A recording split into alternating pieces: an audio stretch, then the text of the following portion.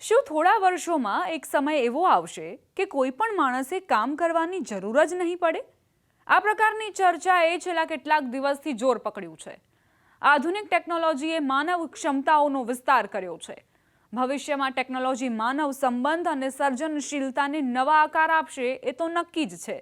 પરંતુ આ ટેકનોલોજીના કારણે જ શું વ્યક્તિ કામ કરવાનું છોડી દેશે? આ સવાલ અને ચર્ચા દિગ્ગજ ટેક લીડર એલન મસ્કે જગાવી છે. આજે આપણે નોકરી, ઓફિસ અને કામને જીવનની જરૂરિયાત માનીએ છીએ. પરંતુ શક્ય છે કે આવતીકાલે માણસ કામ એ માટે કરે કે તેને કરવું ગમે, નહીં કે તેને મજબૂરીથી કરવું પડે.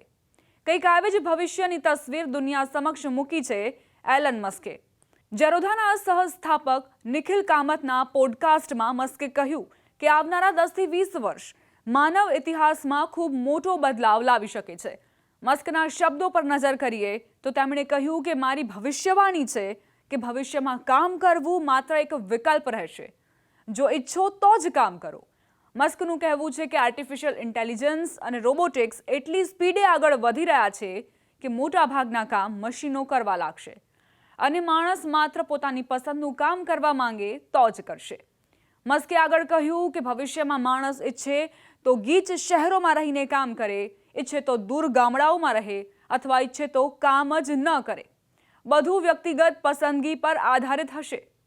પોડકાસ્ટ દરમિયાન જ્યારે નિખિલ કામતે દુનિયામાં કામના કલાકોને લઈને ચાલી રહેલી ચર્ચાઓ અને 3 ડે વીક, 4 ડે વીકના પ્રયોગોનો ઉલ્લેખ કર્યો ત્યારે મસ્કે મલકાઈને કહ્યું કે મારી માટે તો નહીં, પણ તરત જ તેમણે ઉમેર્યું કે મને લાગે છે કે ભવિષ્યમાં લોકો અડધું અઠવાડિયું નહીં, કદાચ બિલકુલ જ કામ નહીં કરે.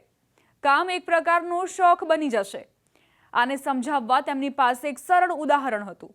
જેમ તમે ઈચ્છો તો ઘરે શાકભાજી ઉગાડો અથવા ઈચ્છો તો બજારમાંથી ખરીદી લાવો, તે જ રીતે ભવિષ્યમાં કામ પણ એક વિકલ્પ બની જશે. મસ્કના મત પ્રમાણે એજ ઓફ એબન્ડન્સ એટલે કે અનેકતાના યુગ તરફ આપણે આગળ વધી રહ્યા છીએ, જ્યાં ઉત્પાદન મશીનો કરશે, ખર્ચ ઘટશે અને માણસ પોતાની રુચિ અને ક્રિએટિવિટી પર ધ્યાન આપી શકશે. અહીં ચર્ચાનો મુદ્દો એ છે કે જ્યારે ભારતમાં કામના કલાકોને લઈને ભારે ચર્ચા ચાલી રહી છે, એક તરફ ઇન્ફોસિસના સ્થાપક નારાયણ મૂર્તિએ ભારતના યુવાનોને અઠવાડિયામાં 72 કલાક કામ કરવાની સલાહ આપી હતી, જ્યારે લાર્સન એન્ડ ટુબ્રોના ચેરમેન એસએન સુબ્રમણ્યમે તો 90 કલાક કામ કરવાની સલાહ આપી હતી અને પછી રવિવારે પણ ઓફિસ આવવાનો આગ્રહ રાખ્યો હતો. અને બીજી તરફ મસ્ક કહે છે કે ભવિષ્યમાં લાંબા કલાકો કામ કરવાની જરૂર જ નહીં પડે. એક બાજુ યુવાનોને વધુ કામ કરવાની સલાહ અપાઈ રહી છે અને બીજી તરફ મસ્ક જેવા ટેક લીડર્સ કહે છે કે ભવિષ્યમાં લાંબા કલાકો જેવી વસ્તુનો કોઈ અર્થ જ નહીં રહે.